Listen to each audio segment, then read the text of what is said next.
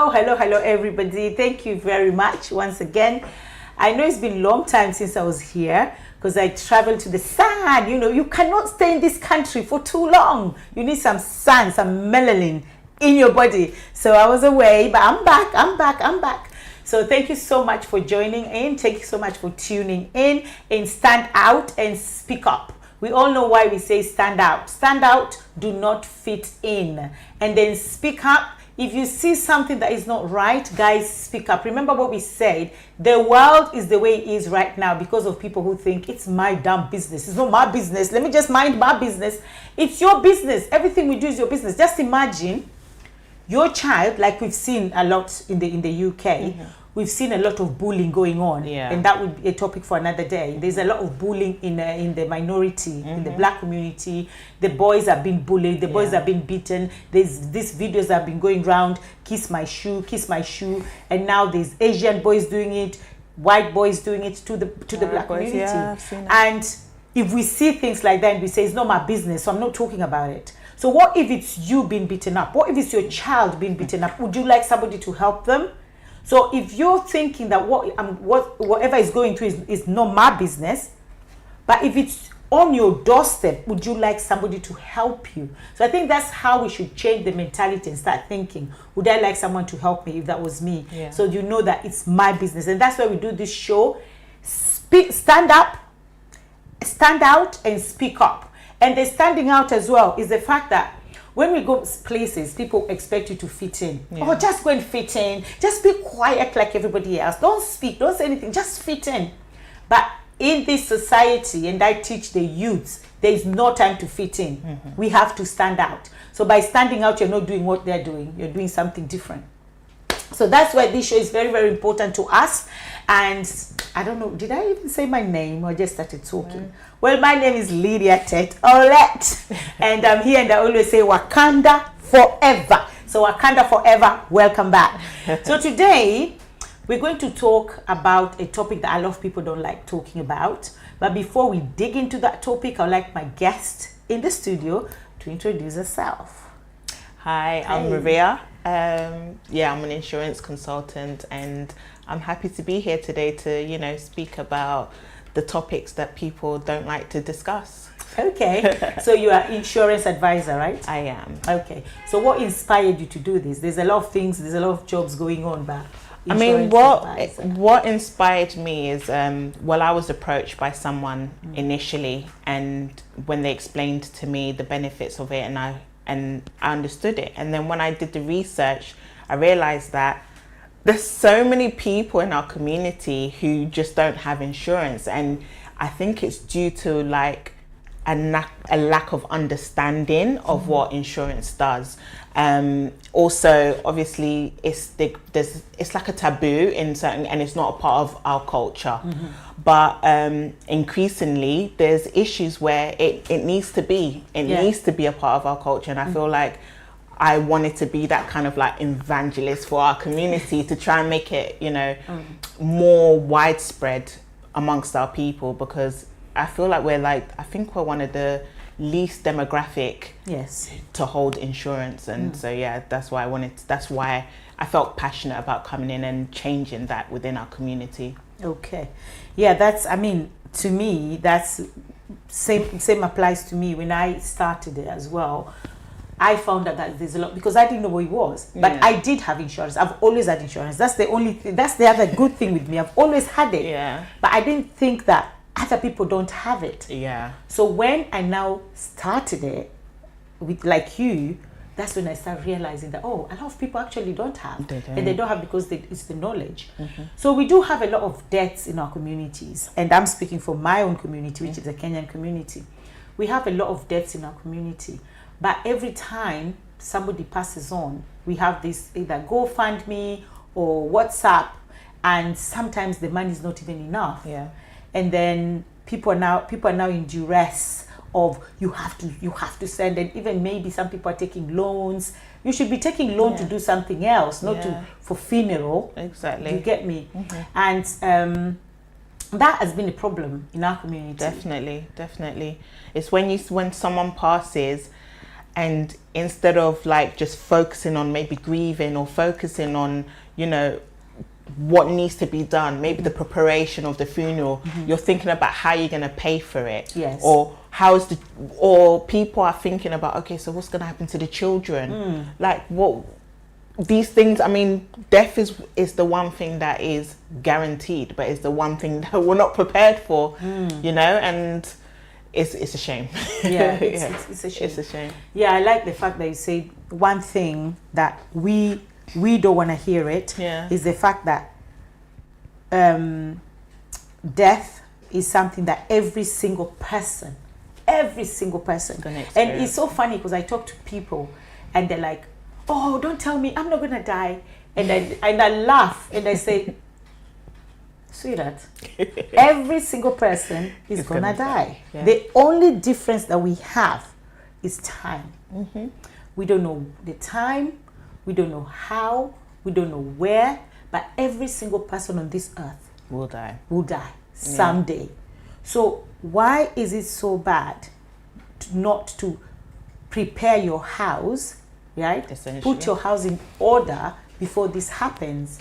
So that is where I think that's the solutions. Now we need to talk to people about the solutions rather than the problems that we have in the society, because it really breaks my heart to see that somebody who was working so hard, living their life, have a good house, have a good car, and then they're gone.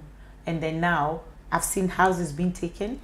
I've seen people who are not still dead, they're still alive, their houses are being taken. And what would make the mortgage, like what would make your house to be taken away from you if you've not paid for it? Especially people with mortgages.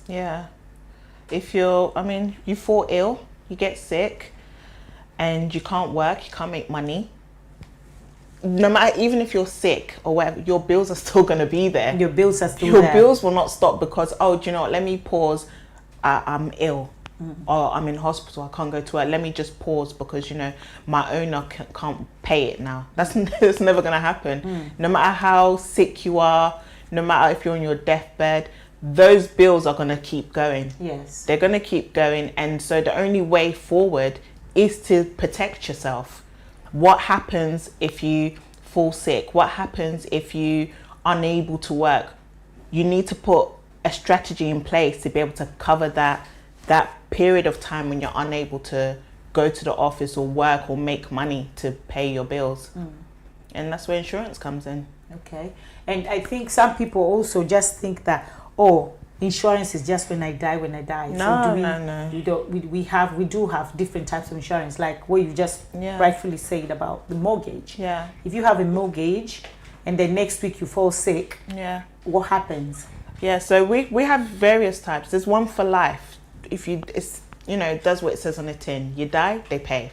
There's one for if you become critically ill, if you get like a cancer, for example, it will then pay out if you can't go to work. You have to deal with like, you know, your diagnosis or your treatment and stuff.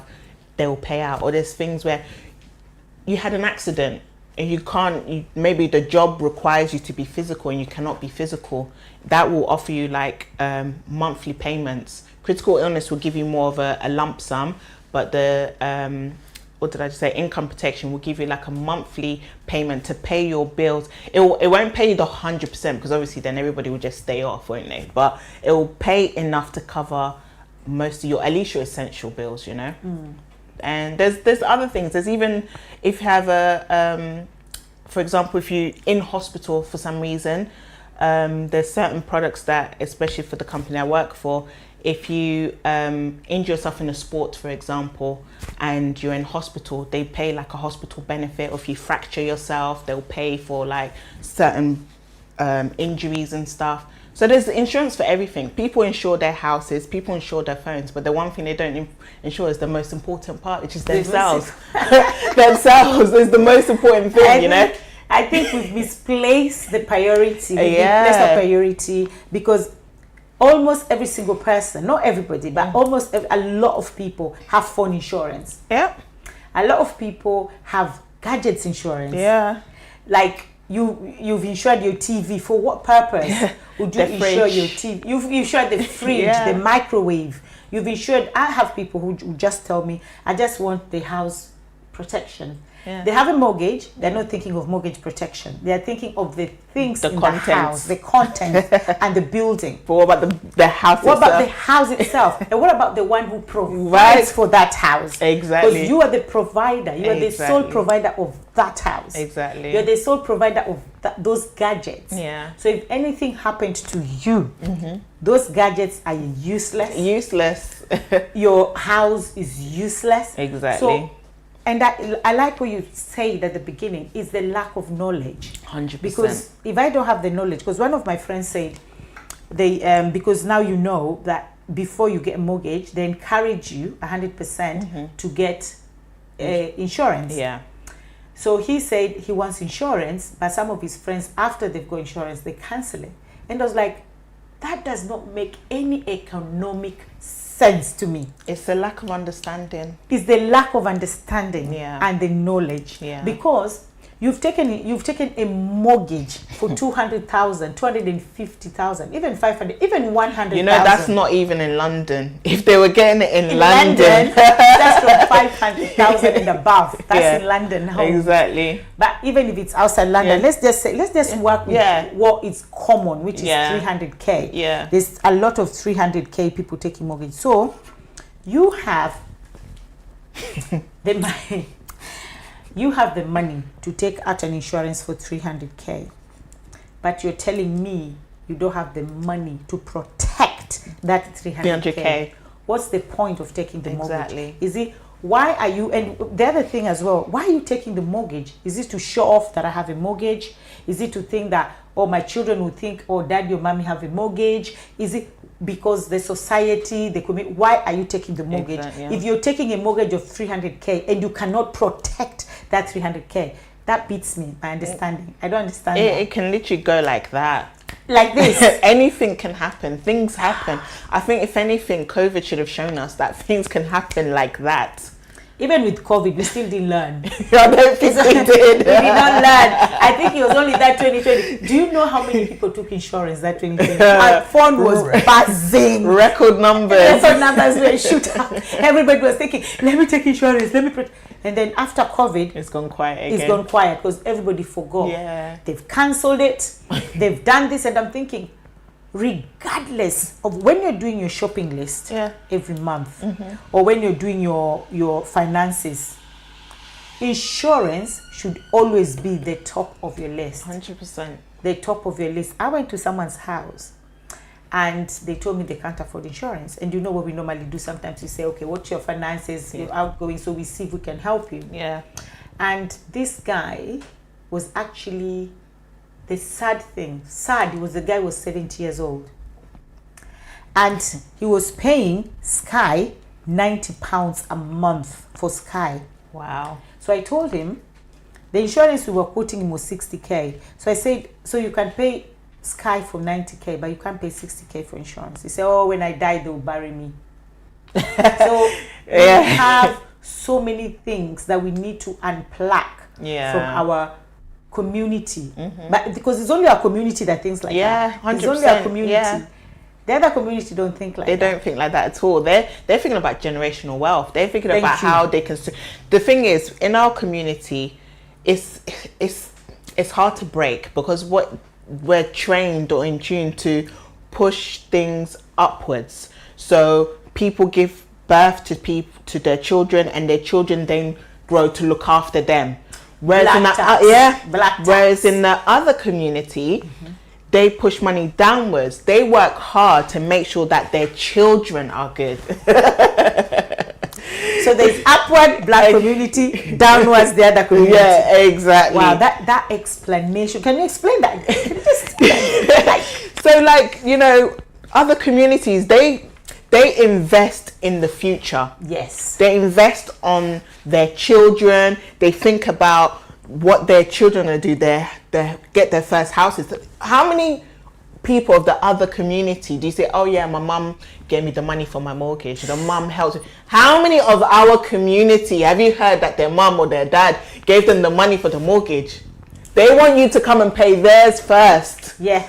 Before you even think about getting one for yourself. Yeah, buy them a house first because they gave birth to you. Because they gave birth to you. Yeah. Exactly. So that's the mindset. That's the cultural differences. Where we're so focused on, you know, and it's natural and it's nice, yeah? You think, oh, you know what? When I grow up, I want to buy a house for my mom. I want to do this for my mom. It's not bad. It's a nice thing. But what about your children? I've got 3 children.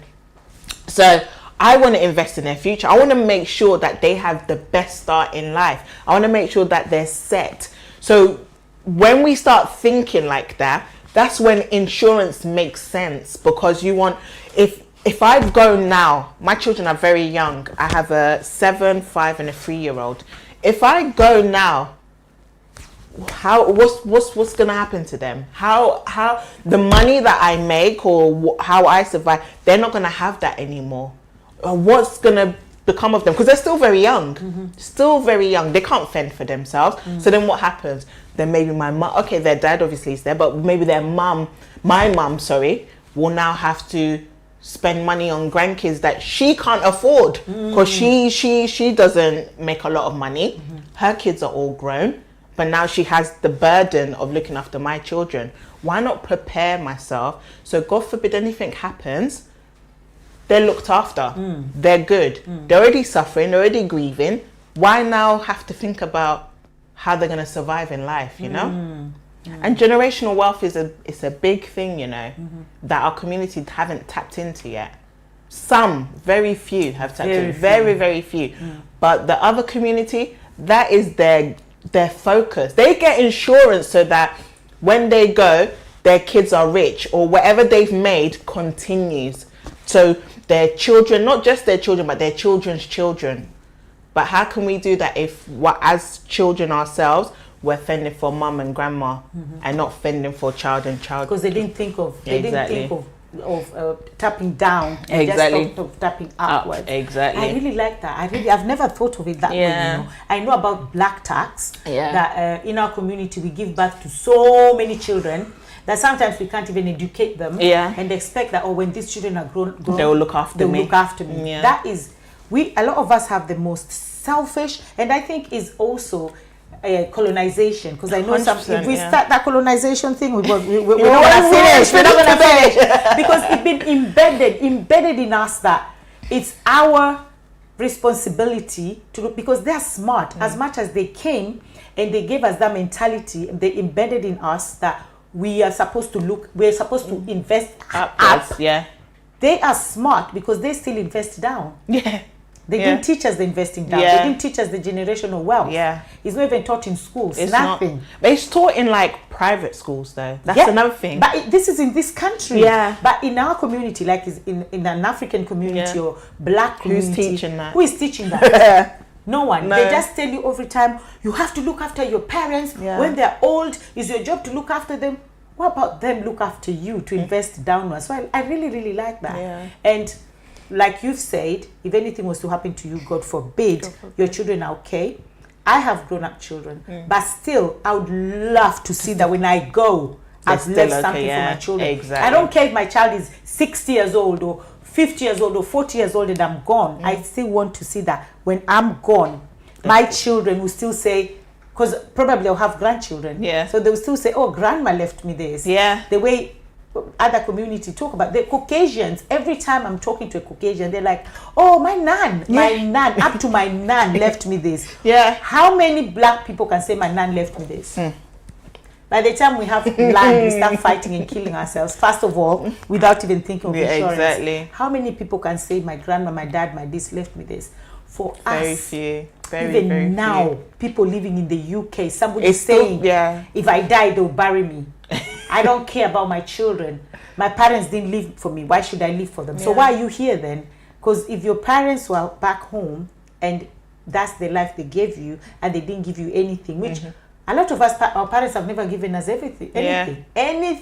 Exactly. So, and we're the change in the cycle. We are the change. So we have to change our narrative. It's time for us to change the narrative. How are we going to change the narrative? If our mindset is still the mindset of how many 100 years ago. We're still from ancestral times. Exactly. We're still thinking of that. And then we are here crying of equality. We are here crying of, but there's one thing we don't want to change. So I think in our community, we choose what we want to change and what we don't want to change. Yeah. And we need to prioritize. Well, like we have priorities, but they're not in the right order. We're just like, people want to get houses, people want to get cars, they want to do all of this. That's all good and well. No one's telling you, like, strive for the best, you know. But you need to protect those things that you've acquired, you know. You have to protect the person acquiring the things. Oh my God, you are the bank. You are the bank. Protect yourself. You know, like, somebody gave an example of every time you enter your house, there's a cash ATM. Yeah. Every time you put money in the ATM, what comes out? The cash that you're going to use. Yes. Every time. So one day you go home, you put the card in the ATM is empty. There's nothing. That ATM is you. So when you're empty, how are you going to pay for the mortgage? How are you going to look after your children? How are you going to pay for your bills? How are you going to allow your children to still live the life they were living before? Yeah. It's sad because they're not thinking about that. I think a lot of people in our community don't think about tomorrow. Yeah. Okay. And the other thing that I hear a lot in our community is investment. And I just want to talk about this as well. Investment and saving. Okay. Which is 100% good. Because even now, my children, I've taught them how to save. Yeah. They're saving. I talk to them about investment. It's good to invest and it's good to 100%, save. Yeah.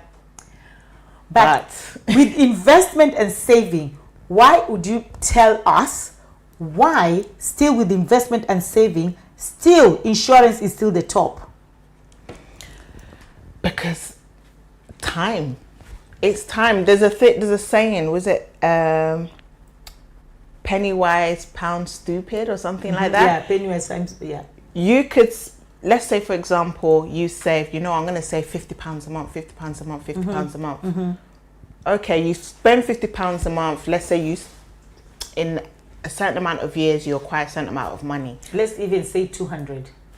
Okay. Which is so not possible in the UK. So you save £200 a month, yeah? So you save £200 a month for how long? Let's give some time.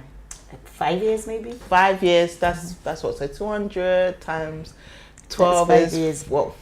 4,800. Times 5 is about roughly 20 something grand. Yeah. What if you died in year 1? So thank you.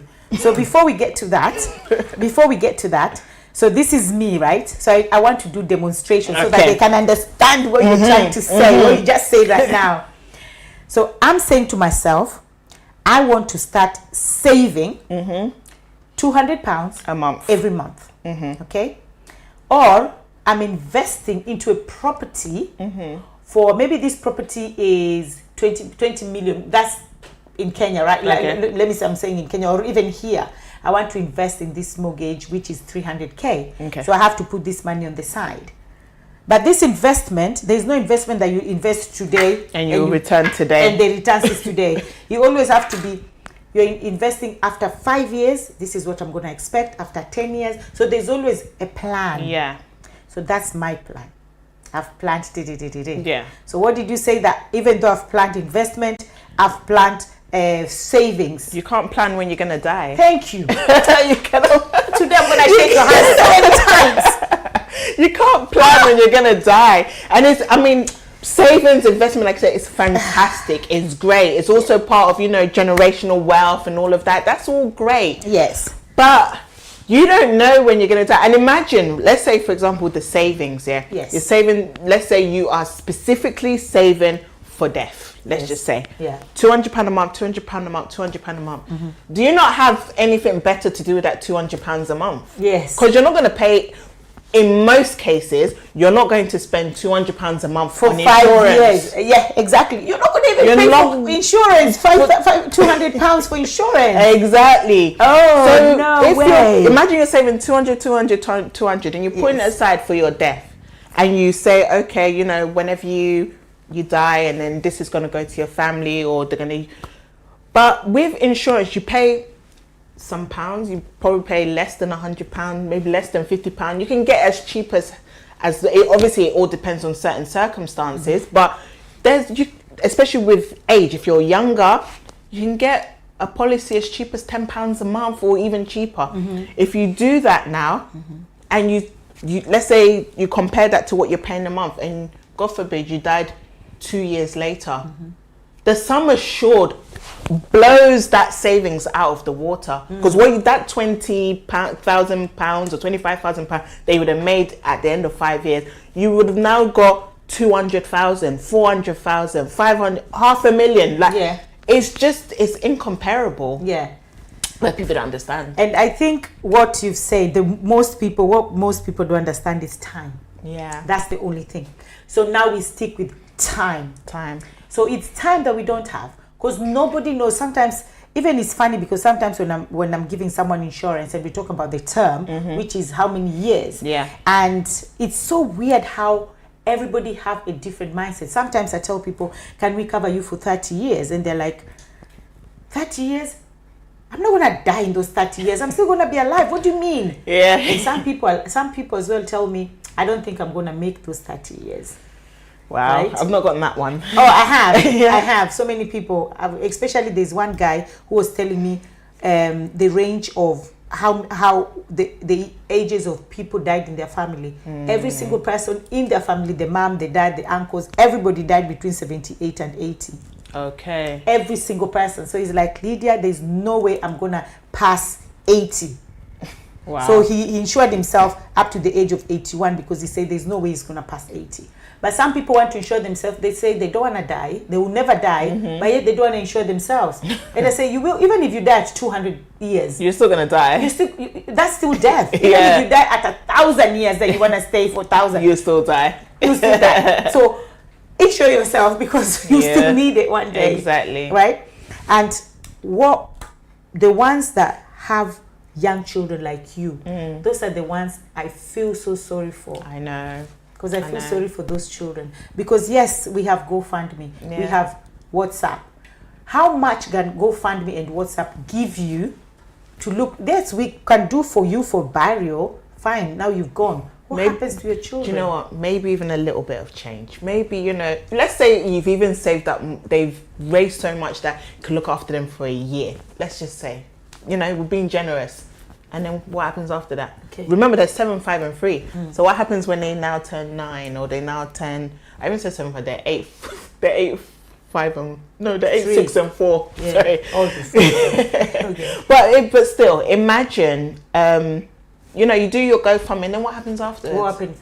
And people can't keep coming out of pocket for look after someone else's children because you didn't plan appropriately or accordingly. Yeah, and one thing you've said as well, you've been very, very generous to say that there's a little change left and they can even help for 1 year. That's been very, very generous. Yeah. Now, me, I'm going to be the opposite of you. Now, they even say that, a funeral plan is 15K, example. They need 15K because they have to repatriate these persons, because as black people, we like, some of us like to go back home, but some of us also just like to be buried here, which is okay. So 15,000K, right? They say this person needs to go. This person cannot even pass 5K. They cannot even pass 5K, because I've seen it happen. Yeah. And then now we have people back home who are shouting, we need bring the that body, bring the body. And I'm thinking, how? Are you sending us the money to bring the body? No. So we have to now go back to our pockets, stress, start borrowing. Everybody, they will start taking, everybody, man, even give £10 each, £10 we give. It's still not enough. Okay, now top up whatever you're topping. And then they even start now mentioning names and say, Lydia, how much did you give? And that's embarrassment. And that's because at that time, maybe Lydia doesn't have anything. Yeah. Because we have times that we don't have it. Exactly. So, and also, sometimes you're in so many WhatsApp groups that by the time you finish, you give here £50. You're not giving that one. You're not giving this one. You're giving this one. You're giving this. By the time you finish, you've given like £300. Do you know how much that is? £300 in a go just for funerals. And that won't even cost. That's not even up to my monthly shopping. It's not even up to your monthly. Can you imagine? So this is just we're trying to encourage people that, guys, let's start investing downwards rather than upwards. I like that. But even what you just said, investing upwards, right? And you say that I'm looking after my parents. Let's just say I'm the one looking after my parents. So I'm looking after my parents, I'm looking after my children, because in our community, it's been embedded in us. You have to look after your parents. That's a must. That's a must. So let's say, okay, that's part of me looking after my parents as well, and I'm looking after my children. God forbid I've passed on before them. Who will look after your parents? Are they now going to be just left there? Who is going to look after them? Is someone going to come and take your parents? Take your place and say, okay, Lydia, that's fine. Let me now take over and start looking after your parents. It's not going to happen. And look after your children. It's not going to happen. It's not going to happen. But if you have insurance in place, your parents will still continue with their lifestyle. And another thing which we probably haven't touched yet is when those that actually do have insurance, is it in trust? Because that's another thing. Some people will be like, oh, well, I've got insurance. Is it in trust? Because one thing you don't want to do is, or what the families will not want, is that you've passed now and now they need to get this, they need to get that, they need to look for things. The government has taken 40% of the money. Once you put it in trust, as long as you present a death certificate, everything's been sorted, you get your money. But if you don't put it in trust, there's going to be a lot of running around. They're going to need this. They're going to need this documentation, that documentation. You're trying to grieve. You're trying to plan a funeral. You're trying to get the money that maybe somebody did put aside for you. So that's another thing that we also need to put in there. But get the insurance first anyway. Then put it in trust. that trust bit is also very, very important. Thank you that you brought it up. Because there's a lot of people, who have spoken to as well. They do have trust. They'll ask you, what's that? Yeah. What's trust? I didn't know about that. And the trust as well is about the beneficiaries as well. So you have your children, and this thing annoys me. Oh my God, this one is the worst thing. This one is the worst thing. Couples, there's a husband and there's a wife. And they've reached a point of probably they don't even agree with each other that much, or even if they still agree, I don't know. But I've witnessed, this is something that I've witnessed, and it's more than once, where one parent have passed away, and the other parents get everything, and the other parent gets everything because you did not put your things on trust, and put your children's name, or even if you want to put your husband's name or you want to put your wife's name, that's fine. But at least you know that if you pass on, or imagine you're in that bed and you're thinking, I'm gonna die and I have insurance, and this person, this idiot, is gonna enjoy this money. Or someone that you probably you're separated. You haven't officially divorced or anything, but you just separated. Or even still has legal rights. Still have legal rights because you don't have trust. You know, the other day I was looking through my documents, and I'm gonna say this because this was so funny. I was looking through my documents, and I actually forgot. I'd forgotten there's something I did, but I totally forgot because I did it, I think 2008. And I was going through my documents and I saw it and I was like, wow, this is weird. I have money somewhere. Oh damn, I didn't know this. So I was looking through, and I see trust and beneficiary, and it was on my I was like, what? I bet you called them quick. I looked at the time. What's the time? It's not 6 o'clock. Take that name out right now.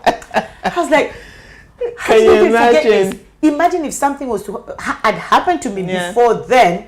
This person would have just enjoyed all the money. And the thing is, they will go to them first before the children. They will go to them first before the children, because he's a beneficiary or she's next the beneficiary and next of kin. So you need to do your trust, guys. You need to do your trust and update it regularly as well. Exactly. And know that if anything was to happen, even if it's your husband or your wife, that's fine, because every family knows how they live or how they agree within themselves.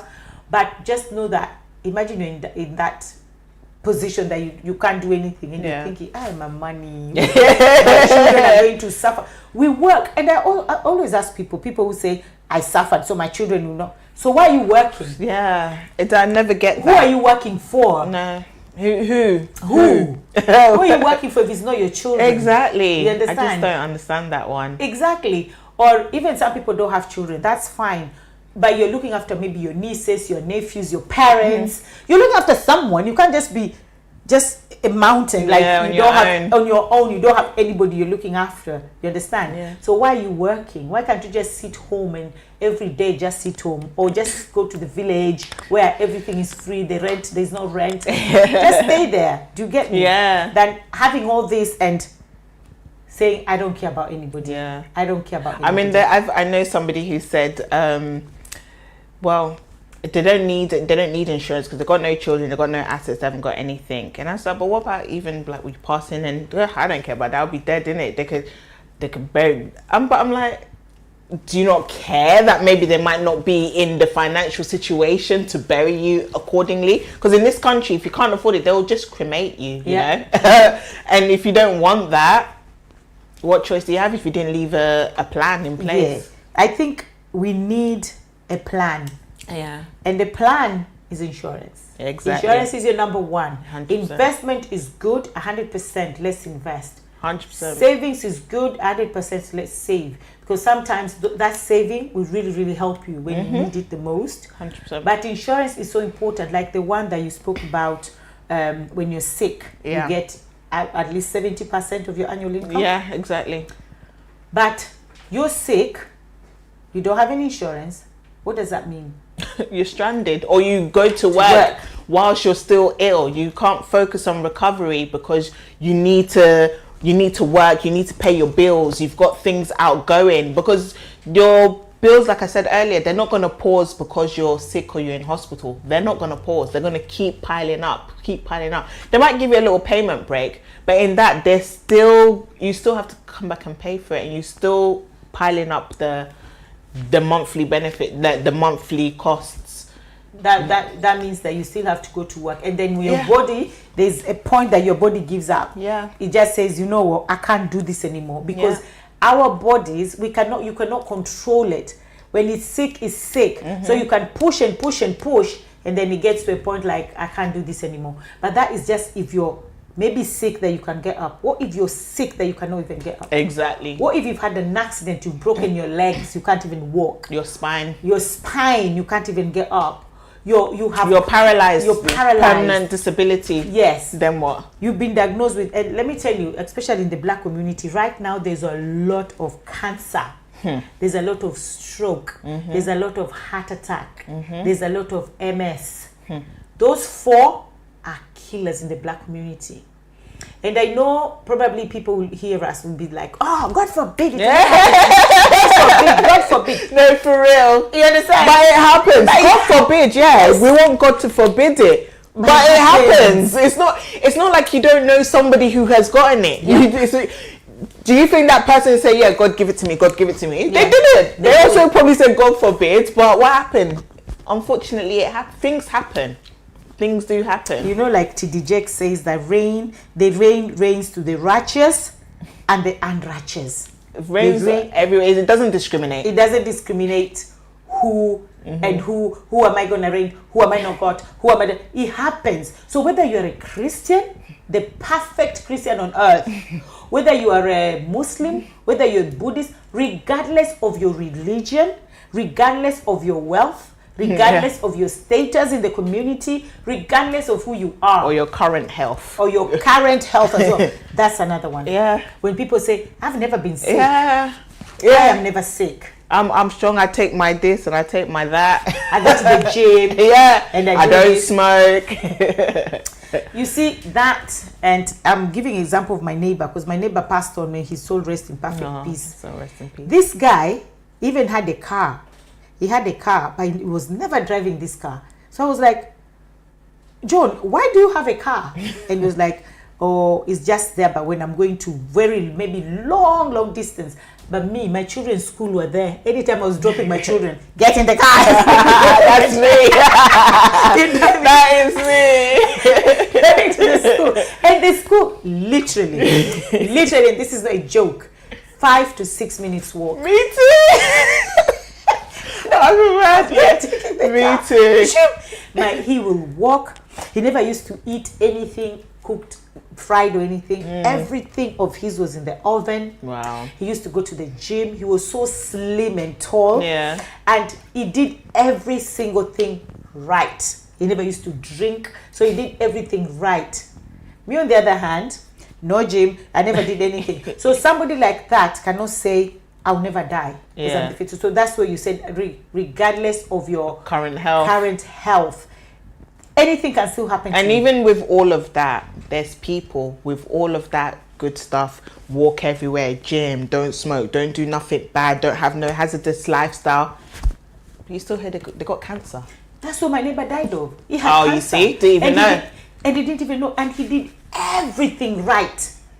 And he still had cancer. So it's not even about your current situation, because anything can happen to you. Exactly. And even your current situation, you can still be healthy as it is, or healthy as it gets. It can change in a It can change like this. Yeah. You can have an accident on the road. Yeah. Whether your fault or not your fault, it doesn't matter. It's an accident. They've left you incapacitated. And then what happens at that point? So you're now incapacitated. You've got a mortgage. You've got family that you owe, small children you need to look after, but you cannot go to work. What are the contingencies? What's your plan B? What people are not thinking about that. No, people are not thinking about that. And even if you're a couple, maybe somebody might say, oh, but I have a husband, so my husband works or my wife works. But now, don't forget that that's now one income. Exactly. Gone. One income has been taken out. So you're going to struggle. Because if maybe that family was bringing maybe £8,000 a month, because the wife and the husband, so in combination you're bringing 8K, that means 4K is gone. So only 4K is left. That changes your whole lifestyle. Change your whole lifestyle and your family and your children. Even whether you have a mortgage or not, it doesn't matter, because still you need to pay rent. Exactly. Right? No one lives free. No one lives free. This is not even in Kenya. No one lives free. Even the people who live in the slums in Kenya, they still pay for the rent. Nobody lives free. So you will still have to pay all these things. So what will happen to you? I think we should just let people pause and think. Yeah. Just deep it, you know. Just think. What would I do? What would I do if, God forbid, something happened to me right now and I cannot work? What's my next steps? Like, will my bills get paid? Will my children be okay? Will I be okay? There's even certain situations you have to think about, can you even cover your certain medical bills? Yeah, medical bills. Yeah. And we pay for them and they're damn expensive. Yeah, exactly. And you got something major that who's going to pay for that? Yeah. Because I even went to the hospital the other day. I was sick, guys. I'm now okay. I'm okay. I can even dance. I can run. I thank Master Jesus. I'm okay. And I went to NHS first. And I think that's why today I wanted to start with insurance, because I know what insurance did for me. Yeah. And I went to NHS, and thank God for NHS, because NHS do really help a lot of people. But also, they're so much overwhelmed. Yeah. They will let a lot of people down. And what I was telling my children the other day was like, yes, everybody's going to die, 100%.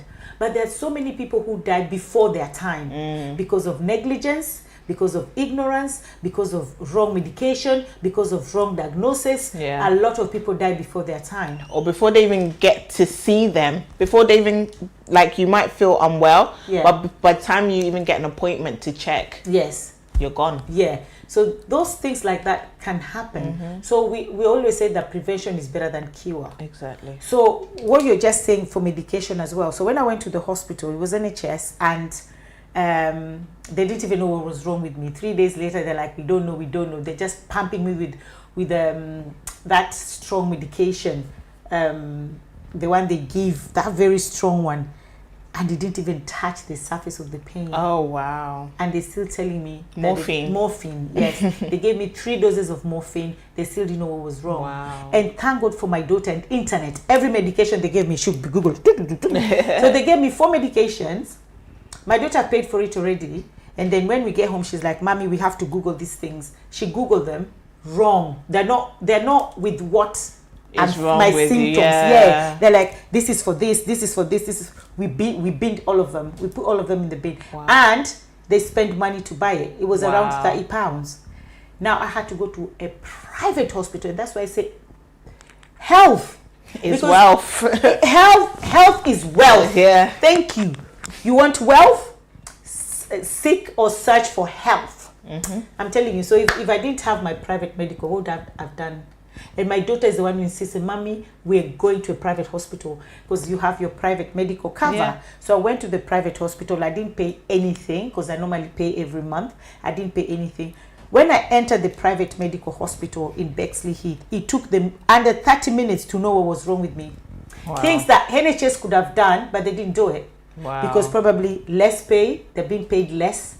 In the NHS, apparently they give every doctor how many patients you're supposed to see within this hour or within. So they can't spend the whole day with you. Yeah. Because they're on time. Yeah. My friend, get out. You next. Hey, get out. Next, The get out. conveyor belt. Yeah, so it's not their fault, Yeah. the doctors. It's just because the same doctors in NHS It's the same in the private. and the same in the private hospital. So how is it that I enter private hospital, something that NHS took 3 days, they didn't even know what was wrong with me. NHS within 30 minutes, they knew what was wrong.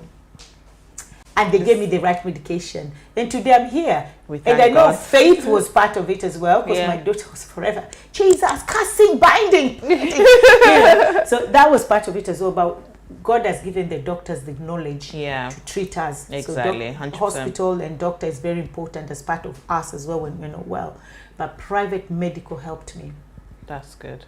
So I don't care what someone is going to say. I don't care if somebody's saying that, yeah, but I'm paying my bills. I have to. If you look at the outgoings of people, priority, like you say, our community. It's screwed. Oh my God. Oh. It's screwed. Maybe one, especially because I'm from like, my background is Ghana and Nigeria. There's probably one party that they have to go and buy material for to go and sew. That's priority.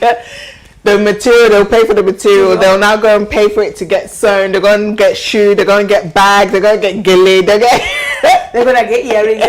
By the time they finish dressing themselves outside, Yeah. they've spent maybe £500 I'm telling you. for one party. Meanwhile, £500. insurance, they will even pay. They'll probably maybe pay what? If you tell them £50, they want a 10%? van. Yeah. £50, you tell them your insurance is £50 a It's month. too much. It's too much. But when there's a party, they'll prepare for this party and spend For one day. For 1 day, because they're not going to wear that dress again. Never. And spend Wear it again? Wear No. again and spend £500.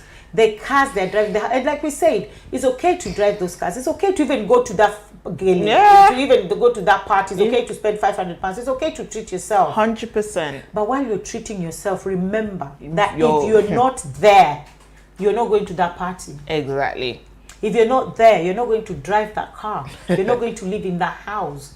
Your children are not going to get that lifestyle. Exactly. You need to be there. They have to be. You have to be there. And the only way to be there is to insure yourself. Protect yourself. The same way you insure your phones, the same way you insure your nice sunglasses if you buy them. So if they rip, insurance pays for it. And the thing is, when people get insurance for these things, they don't get it to say, oh, I've got insurance now, let me smash my phone on the floor. That's not what they do.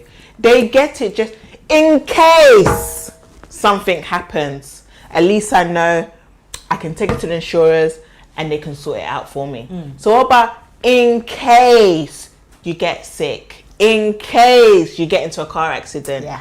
In case. We do this because of in-casities. What if something happens? How will you? But they don't. I don't know. It's What's your funny. plan B, Yeah, please? yeah. So I just want to say thank you to everybody who is watching us right now. I don't know if you're watching us as well. So I want to say thank you so much to everybody who is watching. Dorothy Lulu say great topic. Thank you very much. Jamie Pekka say good evening. Yes, good evening, sir. How are you? Hope you're good. And we have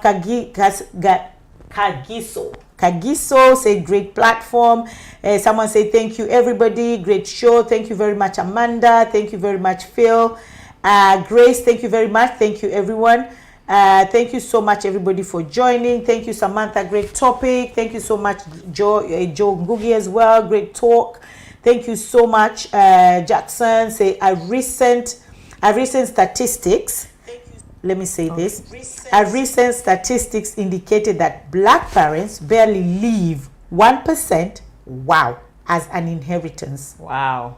A recent statistic Wow. indicated that black parents barely leave £1 as an inheritance. Can you imagine £1? That's bad. But Africans in the UK, we leave land in Africa that the uncles and aunties will snatch off when they pass on. 100%. Yeah. I'll clap you. I'll give you a high five, even though it's no you saying and for the person.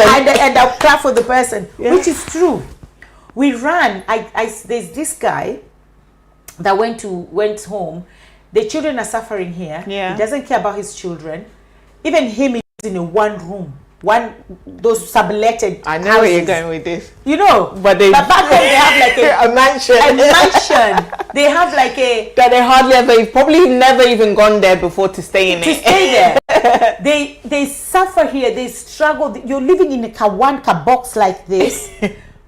You go back home maybe once a year or twice a year, and you have a room of 15-bedroom house, and you're not living there. Yeah. And then when you pass on, just like Jackson has rightfully said, when you pass on, people are going to fight for that property. Yeah. You're not that you there. suffered on. You suffered. You suffered. I've seen people pass on here in the UK. They have massive of houses back home. They get buried here.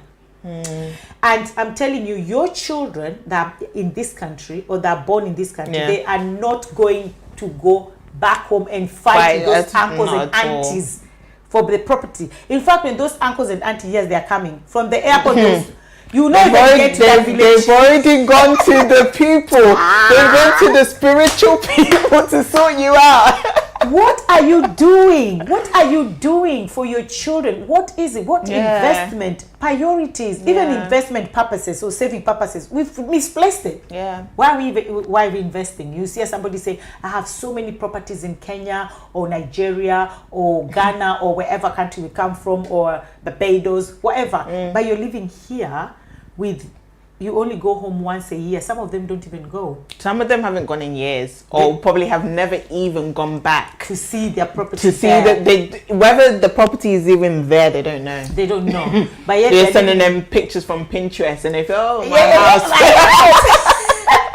Oh my God, that is not funny. Let me don't laugh about that because I know they do have. It happens. We've seen videos of late people crying how they've done that to them.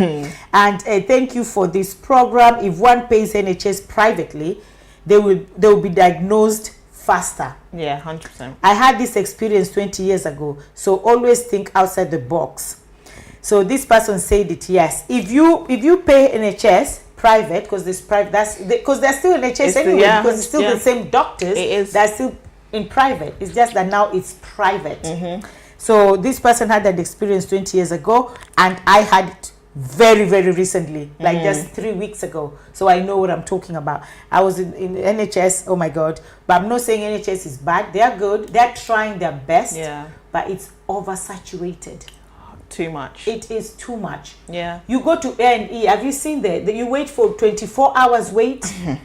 1 day wait. 24 hours is a day wait. Yeah, yeah. And you're still there. Some people enter. One guy went to the hospital and he has sickle cell and he was in pain, shouting in pain. He was there for almost 2 days. All they do is just give him morphine and he's still in the line. Morphine and he's still in the line. Because and I understand him, he can't get insurance because he can get insurance, but they cannot cover that particular condition. And so that's the condition that he needs. To be covered. To be covered. So what's the point?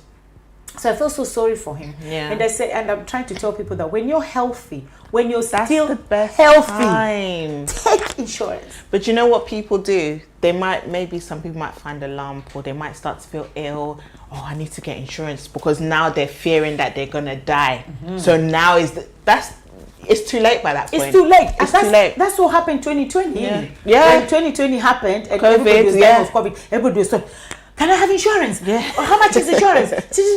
And so many people, because that time insurance was so strict, so many people were declined, especially if people who had diabetes, people who had high blood pressure, people who had cholesterol, people their BMI was high. They were all decline because of the time. Yeah. Now if they take insurance, they can be given or they're given. But that 2020, a lot of insurance company was just decline. If you have any small medical, decline. I have a client who called me 1 million. He was like, I want 1 million policy. It was so funny. No, but 2020 was the most funniest year for me as an insurance advisor. Yeah, I can imagine. It was so funny. The declined that I went through. Wow.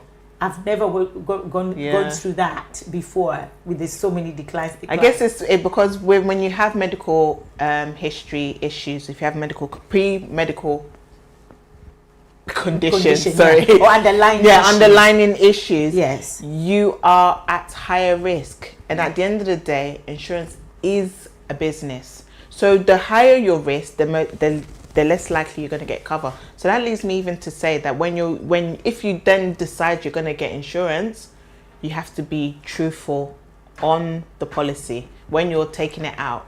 Okay, so I'll come back to that. So thank you very much, our viewers. Thank you very, very much for tuning in. We had more than 200 people watching. Wow. And actually they were commenting, they were participating. I hope you're not just listening, because what they say is knowledge, if not implemented, is not knowledge. Yeah. You better just put it in your pocket and on the toilet and flash it.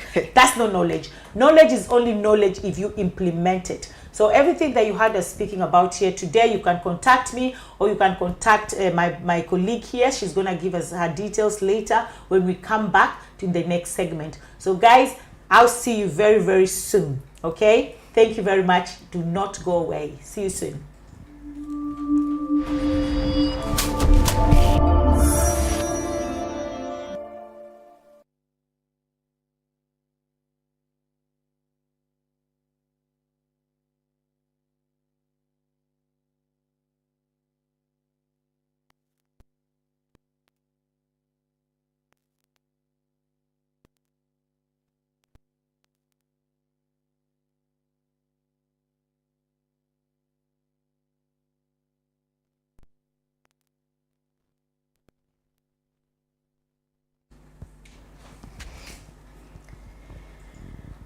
Thank you, thank you, thank you.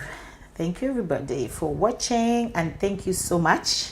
Once again, thank you, we're back. Yeah.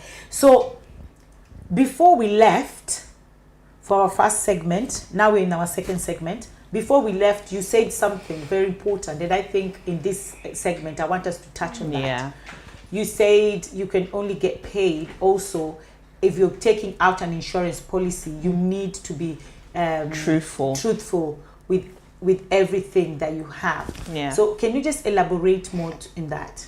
Yeah. So when you're taking out insurance, there are certain questions that are being asked, and it's important to make sure that you get covered. So for example, people lying about whether they smoke, or people lying about their height and weight, or people, maybe just skewing the results, it's not going to benefit you. As long as it's on your medical records, your doctor knows your height, your doctor knows your weight, or your doctor knows your medical conditions, or your doctor knows that you're a smoker, you will either get declined, or they will take your money and you will be paying for this policy. And when it comes to claim, when you're already gone, you won't get a payout. So it's really, really important, because they're not saying they won't cover those things, because there are policies that will cover certain conditions. There are policies that will take on people who smoke. There are policies who will even take people with hazardous pursuits. It's, there's something for everybody out there. You just need to find it. You need to be honest with it, because at the end of the day, like I was saying to you before in the first segment, is that insurance is, at the end of the day, a business. So they need to also they need to calculate the risk. How much risk are they willing to take? And there's no point in you falsify information on the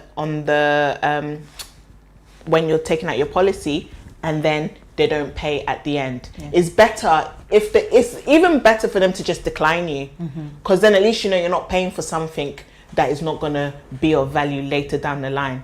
So it's really, really important to make sure that when you do get insurance, that you make sure you're completely truthful and honest. And even if you think, oh, something is not relevant, just say it, because sometimes they will categorically tell you that, yes, even with everything you've told us, that's fine, we'll cover you. No extra cost, no nothing, it's fine.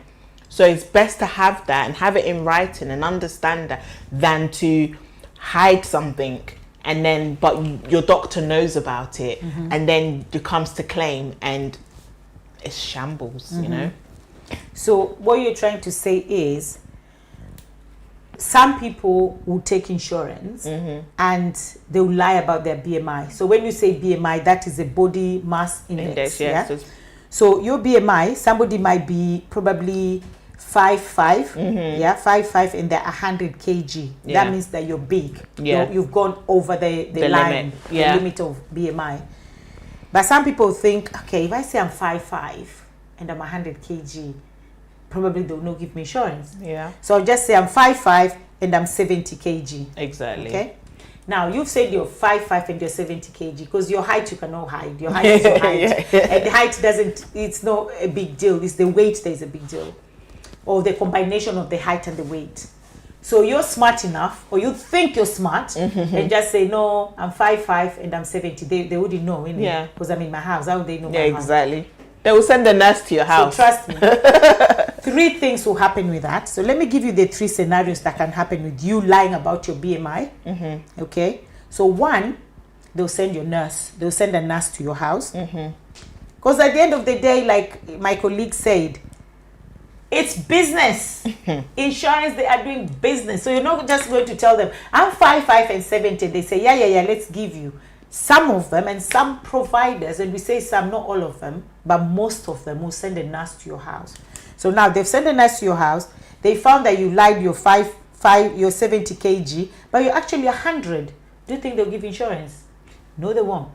And now they'll even blacklist you as a fraudster because you tried to fraud insurance. So now you're blacklisted. So you might not even get insurance again anytime you want, because they'll be like, decline, because this insurance company, don't forget, they also work together. Okay, they are friends. They are friends and they are competitors at the same time, but they're also friends. Okay, so that's 1. 2, what if, God forbid, something happens to you and you died? God forbid. God forbid.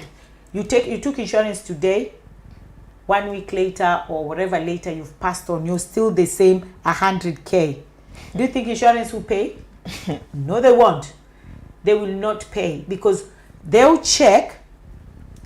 That time you took insurance, you said you're 70K. Now you're 100. There's no way you can be 100K within 3 weeks or 2 weeks and you passed on, right?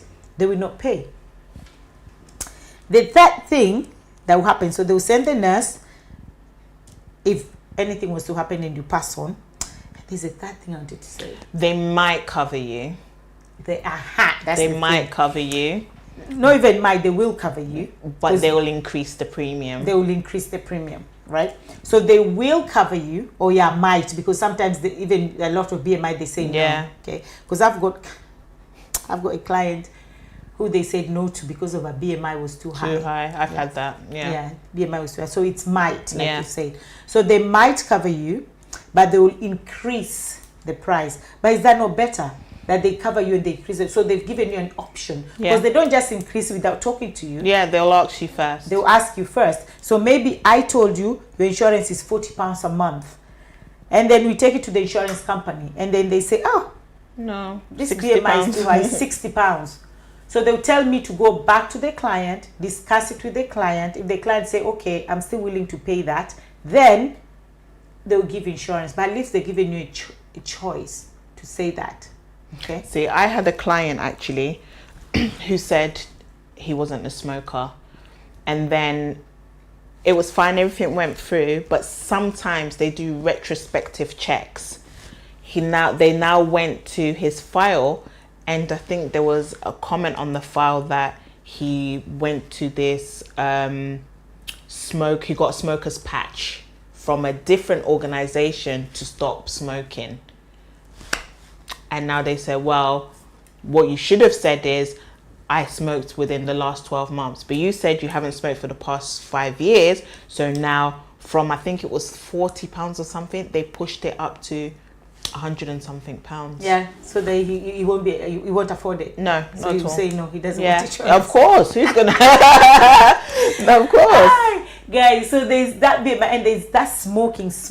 Even if you vape, even if you're vaping, that insurance, they see it as smoking. And shisha. In shisha, it's smoking.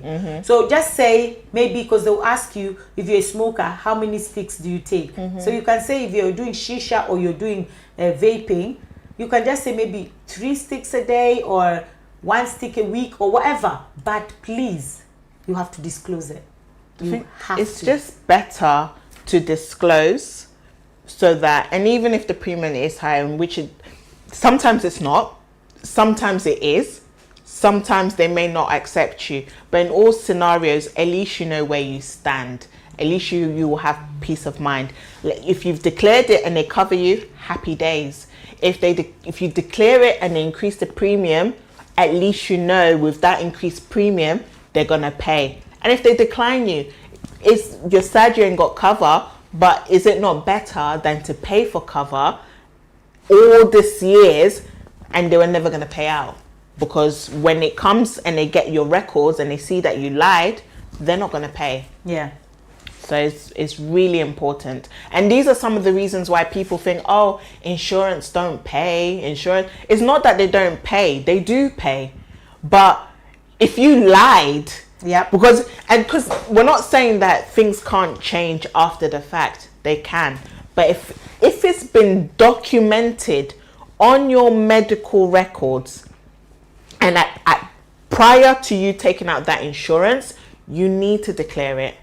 Because if you don't, there's also like thresholds. They'll say maybe within the last year, if anything happened, or in the last 3 months, or the last 6 years. But as long as you've been completely honest and you weren't trying to, wriggle your way around it, there's no reason why, they shouldn't pay out at the end. There should be no reason why. And so when a lot of people are saying, oh, insurance people don't pay, they do pay. But did you lie? If you didn't lie, they would have paid. You thought you can be smart and outdo insurance. But let me tell you something, just like we said before, this is a business. You're not going to say, I'm sick, and they'll just say, oh, Lydia, you're sick, give us your account details. It doesn't happen like that. You're sick now, you want to claim. They want to find out if whatever the disease you have, accident is different. If I had an accident, they don't care about whatever you had, because that's an accident. But if you're sick, God forbid, you say you have let's say growth somewhere. So you have a growth somewhere, and you go to the insurance company and say, oh, I have this, now I want to be paid. They would like to know when you had it. Do you understand? They would like to know when you had it. And then you tell them, oh, I had it on the 10th. But you took insurance on the 8th and you didn't declare that. Or you lie to them and say, I had it on the 15th. They were still going to the GP for your records. And then the GP will see that on the 5th, you said, oh, I think there's something. Thank you. They're not going to pay. They're not going to pay. And then who are you going to be upset with? Insurance company. Forgetting you thought you're being smart. Exactly. Or maybe you've passed on now your family, because I know that happened to a lady in Scotland. She was paying for insurance for a very long time, and she had only 1 son. Wow. And she was paying for insurance for a long time. It's not even drinking that killed her. Of course, drinking don't kill, but it might kill people. I don't know. But she died of cancer. Wow. But now they went to her record, because they normally do that to check when did she have this cancer. Of course, when she took insurance, she did not have the cancer. Okay. But what she did not declare, which shouldn't even have affected her anyway, she drinking. She drinks. So when they checked the liver, she had alcohol. She was drinking. But yet when she took insurance, she said she doesn't drink. So they didn't pay her. The brother went over the roof. I'm going to sue them. Who are you suing? Your sister did not disclose everything that she does. She was drinking alcohol, and alcohol does not even affect you unless you're alcoholic. But alcohol, because the units are so high, the units that you're allowed to drink, a big allowance. You could be toppling on the floor and they'll still accept you. So it's just better to just be honest, because I think as well the misconception is people think that if they declare they're not going to get it, or if they declare their price is going to go up. But it's not in all circumstances. But it's even not better if it goes up or you don't get insured, because then you're not going to waste your money. Exactly. Rather than paying And then look at the scenario you've just given, and then they didn't pay her. She had 16-year-old boy, and now that boy had, the uncles were happy that, okay, not happy because the sister is gone. Of course, they were sad, but they were happy as well that, at least she's got cover. Yeah, there's money. My sister had left money. There was no money. So even maybe, I'm not saying everybody, but even maybe now looking after this boy will be like, this is another burden now. Yeah, this is another burden. But before, it wasn't going to be a burden because there's money left. Exactly. Okay. Exactly. So somebody's saying, can you also encourage your audience about employer picks? Some employers do have packages that actually help cover some medical issues. Yes, that is true. So if you're working as well, ask your employers, what do you have, what they have in place for you in terms of sickness, death in service, or income protection as well. So some people, they're taking income protection, and you ask them, what do you have in place for work? Like when you're not working, how 6 months for... I don't know. I think they sent a letter, I didn't look. Seriously, guys, let's be serious. Let's start to be serious with our lives. You should know, when you're employed, you should know, am I entitled to private medical? Is my family entitled with private medical as well? Please, let's stop this ignorance that we just live in ignorance. I'm just working, going home. Or you're just paying for something you don't know what you're paying for. Yeah, you're paying for something you don't know what you're paying for. Or you're actually missing out on so many benefits that you're actually entitled to. You're like, it's your right. So when you're working, find out if you're entitled to private medical cover, which a lot of people are, and your family. Find out if you're sick, how many weeks or months or years are you entitled to payment before they stop paying you, so you go to the government. And also find out death in service. If I was to pass on, do they have anything in place? Because HR will not tell you that if you're not going to ask. Some HR will not tell you. They will expect you to come and ask. If you don't ask, they're like, whatever, that's not my business. But can I also add, that even if you have packages within your workplace, let's say, for example, death in service or whatever, you should still have your own personal insurance outside of the workplace, because what happens if you leave now? Yeah, if you leave, those perks are gone. Yeah. And let's say, for example, you've been in a company for 10 years. You are now 10 years older. So your premium in that time, because you're thinking, oh, I've got it with work, is going to be higher, because what people don't understand is your age also affects how much you're going to pay. Your age also affects how much you're going to pay. So the younger you are, the cheaper it's going to be. It's just like when you get out a loan, for example. If you take out a 10 grand loan, what you're going to pay per month if you're going to pay it over 5 years is a lot less than what you're going to pay per month than if you're going to pay it in 2 years.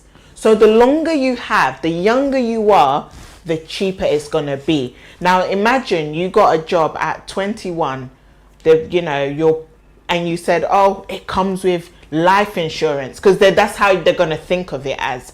You got life insurance, and then you leave that job at like 36. Do you know the difference in what you're going to pay now because you didn't get your own private one?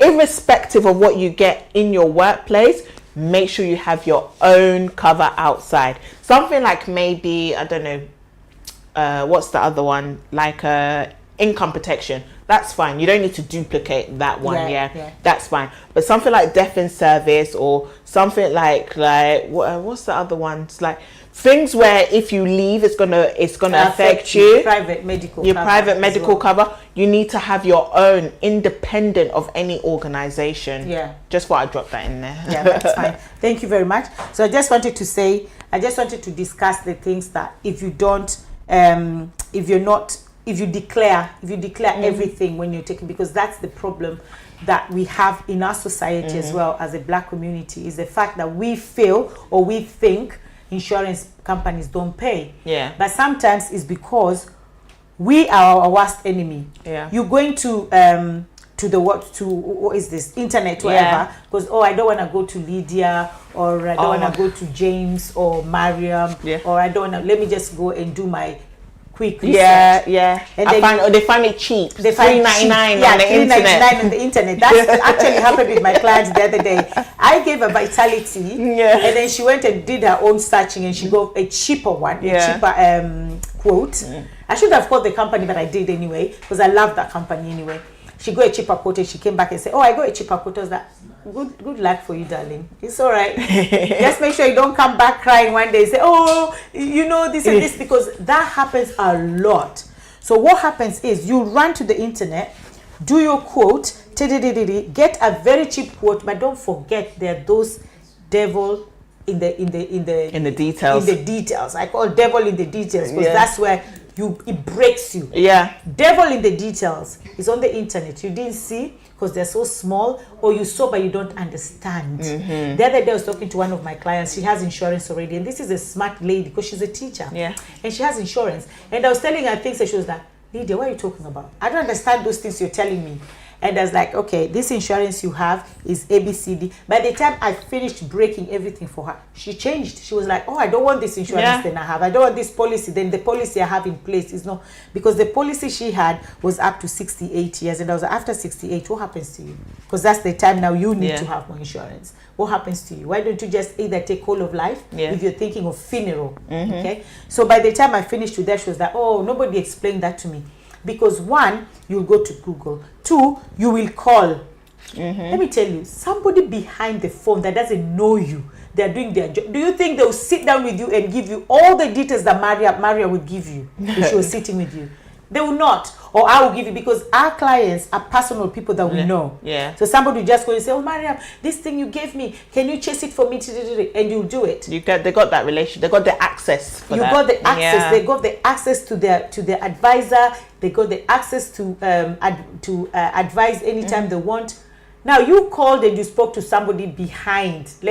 Probably didn't even get their name. You didn't even get their name. Or even if you did, you called, they're off sick, they're not working, they're this. What are you gonna do? That's when now they'll call me and say, "I took insurance, I need your help." And because they're my people, I'll be obliged to help them. Yeah. And that really pisses me off. And it happens a lot. Yeah. They'll call me and say, "Oh, I took insurance, they don't want to pay me, they're saying this, they're saying that." And then I have to follow up. Do you know, and God is my witness, I've followed up insurances that they're not my clients and they've been paid. Well. And I didn't charge them. So that was my time. I had to follow up with the policies. That was my own wisdom of insurance that I had to put in and call the insurance company, when they could have just taken insurance with me. Then if anything happens with them, I just deal with it straight away. Do you know, I'm glad you even brought this topic up, because there's times, like, for example, someone might think, "Yeah, I've got life insurance, or I've got critical illness." Critical illness is the one, because there is so many thresholds. There are so many. There's levels. You know what it is? There's levels. So like, someone be like, "Oh, I've got insurance." I'm like, "Okay, sure, no problem. Let me read your policy for you." There's one where it says, "Oh, you can claim after," I think, was it income protection or something, after 52 weeks or something like that. That's income protection. They can claim after 52 weeks. Yeah. Who is sick for 1 year? Waiting. I am just waiting. After 1 year, I'll start getting my payment. What? By the time you hit, let's say you've been sick for 3 months, 4 months, 5 months, your account is drained. You're finished. You're done. It's basically unclaimable. Yeah. Unclaimable. Yeah. But you think, "Oh, yeah, I've got insurance, and it's cheap." It's cheap. It's $2.99, $3.99, whatever much. It's cheap. You're covered. I'm telling you guys, cheap is expensive. Cheap is very expensive. It's very expensive. You know, what's the saying? You buy cheap, you buy twice, and stuff like that. So even with private as well, that's income protection. There's 52 weeks, and they don't tell you. They don't tell you, because you say you want something affordable and cheap. They just go, they check 52 weeks, they give you 52 weeks, and they don't tell you. And then we have this thing of, as a black community, again, they will send you documents like this. You just pack them. Oh, this is too long, or you look. And the thing is, they will tell you. They will tell you. It'll be in the right, but you're not gonna read it. You're not gonna read it. All you're gonna think is, I've got insurance. I've got insurance. Yeah. Oh, life insurance. Yeah. But got it. The other thing as well with life insurance, the things that I've seen, accidental death only. Oh, I have insurance, let me see. And then you get sick and you die. Accidental death only. Why would I take an insurance that only covers accidental death? Oh, this was cheap. Cheap is expensive. Yeah. Again. Now, the other one as well is private medical that I've seen as well. Because with private medical, we have something called moratorium. And then we have something called full underwriting. They take moratorium and it's cheap. And then moratorium doesn't make sense. It doesn't make sense. You only find out what you're covered when you want to claim. Exactly. Why would you take that? Because again, it's cheap. But if they had come to an advisor who knows their stuff, who can educate you on it. And this is like, for example, when there was this whole PPI scam, because I used to work in financial ombudsman service, you see people who was information only and those are advice. If it's an advice sell, you've got more leg to stand on when you want to build a case, because somebody gave you an advice. You've got a name, you've got someone that you can pin to an issue. But when you do information only, you only got yourself to blame. Yeah. And you don't know yourself, you've only got yourself to blame. Because when you do through an advisor, you're getting expert advice. You're getting somebody who has done the research, who understands the policies that they're providing to you, and you trust that person to give you the correct information. Should anything happen now, or you go to the Financial Ombudsman Service, or you go to the Financial Conduct Authority, there's someone that can be pinned for that. You're not going to get that if you go and do internet search, comparethemarket.com. It's not, you're not, who you going to try and nail for that? It's also protecting yourself. When you're buying things and you get an advised sale, you're also protecting yourself as well. But people don't realize that. Yeah. Right? And because you can even just say an advice sale with somebody, there's no way someone can deny that, because there's always recorded as well. You can say, go to your recording. There's extra due diligence that's been taken, because you, especially when you come through our company, you have you've got the actual insurance people form that you need to fill in. They've got the company's compliance form, which needs to match. And then they do checks. They will call you to confirm that the information that's been put on there is correct. And then there'll be comparison. They even do retrospective check. Who's gonna do all those checks for you if you get it on the internet? You say you're gonna get it for $5.99, like, you know, cheap. They always say cheap. Cheap is expensive. Cheap is expensive. We're telling you that you don't have to come through me or come through Mariam. No. You don't have to come through us, but find an advisor. Find somebody that you can actually talk to and understand your language. That somebody will help you, and you'll thank us later. So what I wanted to say about if you declare everything, okay? So if you declare everything that you have, even if you just had fibroid taken out, even if you just had a very bad migraine, even if you just have a migraine, every single thing is relevant to the insurance company. Say it. Anything that you've gone to the GP and it's recorded down in the GP, say it. Okay? So now, the first one thing that they'll do, if you say everything you have, they'll decline you. Okay? There's one option. That's one option. Is it not better if they decline you rather than me selling you insurance and you're paying £50 a month, and then the day you're going to claim, they go back to your records and they find that you did not declare ABCD, and then they say you're not paying? That will hurt you. That will hurt you so bad, because you'll be like, all the money I've wasted. So you know what? I'd rather you tell me, sorry, we can't give you insurance, so I know that I'm uninsurable and they can't insure me, and I'm okay with that. So that's one. Two, they will give you insurance, but it's called loading. Okay, that's the terms of insurance is loading. That means if I quoted you £40 and the insurance company goes to underwriters, the underwriters check it and say, okay, we're gonna give this person insurance, but instead of them paying £40, they're going to pay $120 because of all the things that you've declared. Now, is that not better for you to know that I'm paying? They've given you an option. Because can I afford this $120? Okay, yes, I can. Let me still pay. Can I afford this $120? No, I can't. So what can you do for me? Because they say, what can we do? Yeah. So let's say you took 100K.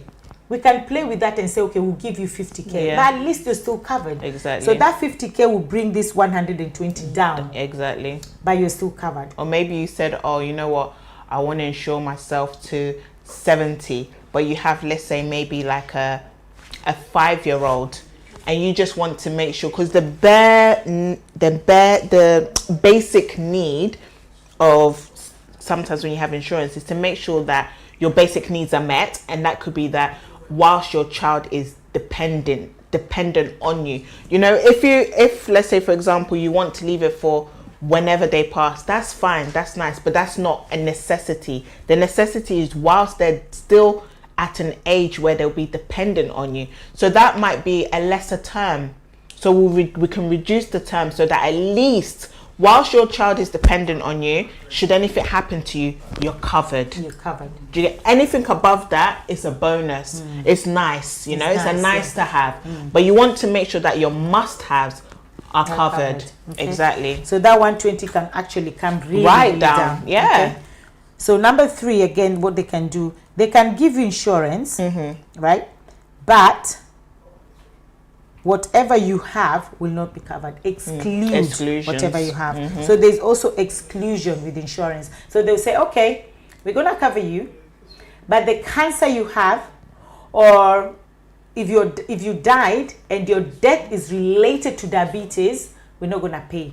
You see, even that, they've given you an option to say, no, I think, no, let me just don't take it then.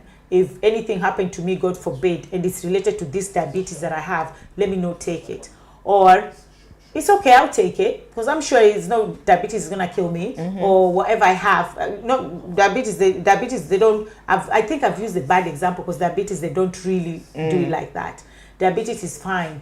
Maybe things like cancer, things like you've had stroke before, or you had or maybe, for example, a parent, a biological parent or a sibling has a condition that could be like hereditary, like some cancers and stuff. They might say, we'll cover you for everything except for the cancer. Exactly. So at least, again, they've given you an option to say, it's all right, I'll take it, because I still have clients. I have my clients who have conditions, but they have, by faith, they've said that's not what's going to kill them. They still want insurance, and they've taken insurance, and that's fine.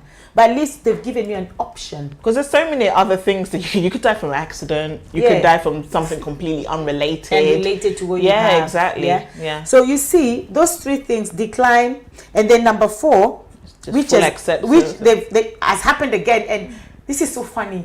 I was even telling one of my colleagues, I was telling my boss actually, I said, should I ask insurance why they gave this person and they didn't give this person? And I said, no, let me just shut up before they come and say, now you two were declining, we're not giving you. Because these people had similar situations, and yet they gave one person and they did not give the other person. You know, there's always something that's... See, this is another thing. Do you know what? You've brought it to a great topic as well. That you could see somebody who you think has an identical situation to you, but there are very subtle differences. So when you think, well, she got it for £30, why is my own £55? But you don't know people's records. You don't, maybe that 1 kg difference in weight tips the balance. Tip it. Maybe, you know, someone in their family, which is either their parent or a sibling, has something. They don't have it, but have something that makes them a bit higher risk. There's so much. So you don't assume that because you and somebody else's situation seems almost identical, that it's going to be the same, because nobody's the same. Nobody's the same. When we do our quotes and when we put these packages together for you, is bespoke to your individual need. We look specifically at you, your needs, your affordability, your conditions, everything. And there's no two policies that are the same. Never. There's no 2 policies. So that as well, number 4. So 4 things will happen. They'll give you, and they will not you to stay the same. If I quoted you £40, that's exactly what you're going to pay. They'll give it to you. No exclusions. And no exclusions. No loading. No loading. And I'm telling you, it has happened to my clients. One of them was declined, and I was like, why did they do this? And I thought to myself, if I go to the insurance and complain, they might now decline this person. So I just said, you know what, the insurance was declined because of ABCD, and there's nothing I can do. And I'm thinking myself, but they gave this other person. But I'm like, Lydia, just don't ruin it for the other person. I don't know if an angel picked their files and they're like, oh, you're still getting it. But the good thing is they declared everything. Exactly. So if it's the insurance that made a mistake and gave it to them, that's not their problem, because everything is in the file. And it gives peace of mind. And it gives you peace of mind. Yeah, and you know, that's even the whole essence of insurance as well.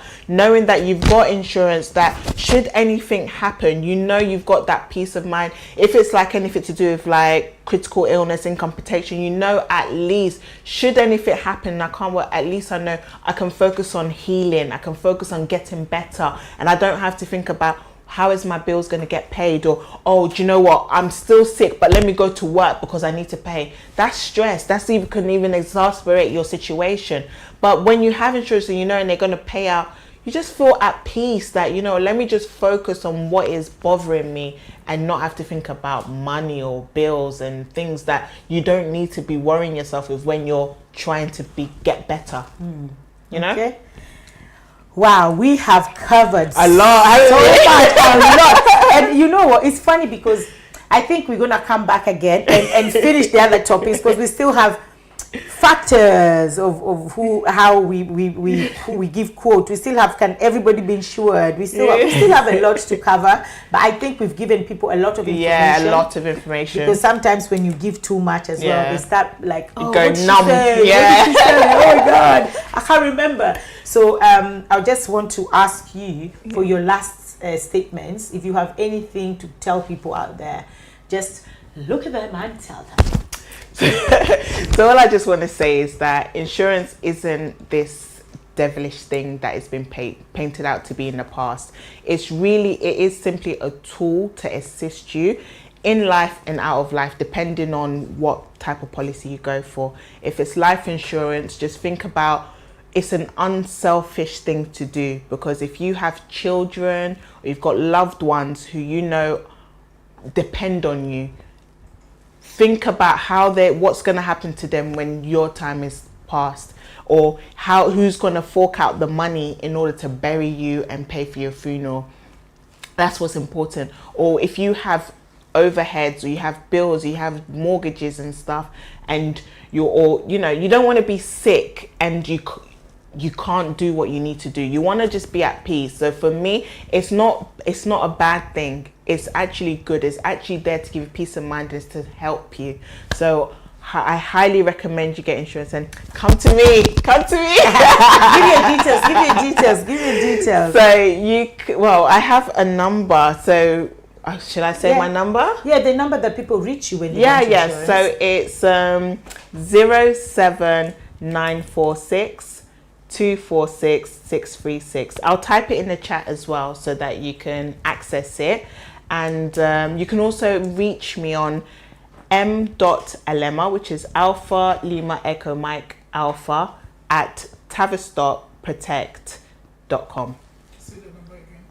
07946 246 636. And I can give you the email address as well. 07946 246 636. Yeah, thank you very much. I have some of my clients here watching as well, so thank you, Doris. Thank you, Doris. Thank you so much, Doris. Thank you. Somebody said watching from Kabete, Kenya to Locked.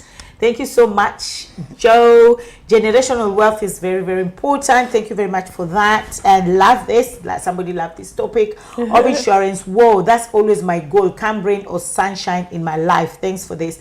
That's Jack says that's his goal, always to have insurance and to protect his family for generational wealth. Exactly. So I'll say thank you so much, everybody, for joining in today. This topic is a very big topic, and we don't want to overwhelm you with so much information or bombard you with so much information. But we're going to come back again probably after 2 weeks, not next week, maybe the week after that, and maybe finish the topic as well. So if you want more information in regards, you know where to reach me or to reach Maria as well. She's given her number there. Or you can also reach me as well for more information and guidance and a quote as well to help you with the right thing. So yes, and we also say that as much as you're thinking of insurance, also think of investment as well. That is good. And also think of savings. That is good. And sit with your children and also teach them these things, because nobody teaches us that. Financial literacy. Yeah, financial literacy. When we started this, we were talking of our community. We invest upwards, but this other community, they invest downwards. And that's where they are better than us, because they empower the generation to come. But we empower the old generation. So how are we going to live? How are we going to survive? It's like dynasty. We're going to die. We're just going to die. Leaves nothing for us. Nothing. Totally nothing. It's just going to be struggle upon struggle. Struggle upon struggle. Our great grandparents, they've been struggling. Let's change our narratives now. Let's change this narrative. Insurance, savings, investment. Those three things, they're very important. They go hand in hand. But the only reason why insurance is top is time. Nobody knows their time. You might sit down and have 5 years plan of investment, 5 years plans of saving. But do you actually know if you're going to be here for 5 years? Do you even know if you're going to be here tomorrow? Nobody knows. I know you can say God forbid 1 billion times, but it's going to happen. It's going to happen regardless, because that is the only thing that is given. Okay? So with that, I'll say thank you very much. I'll see you again next week on Wednesday, same time, 6:30 p.m. UK time and 8:30 p.m. Kenyan time. Love you guys, and remember, like we always say, it can only be God. Mwah. See ya. Love you guys.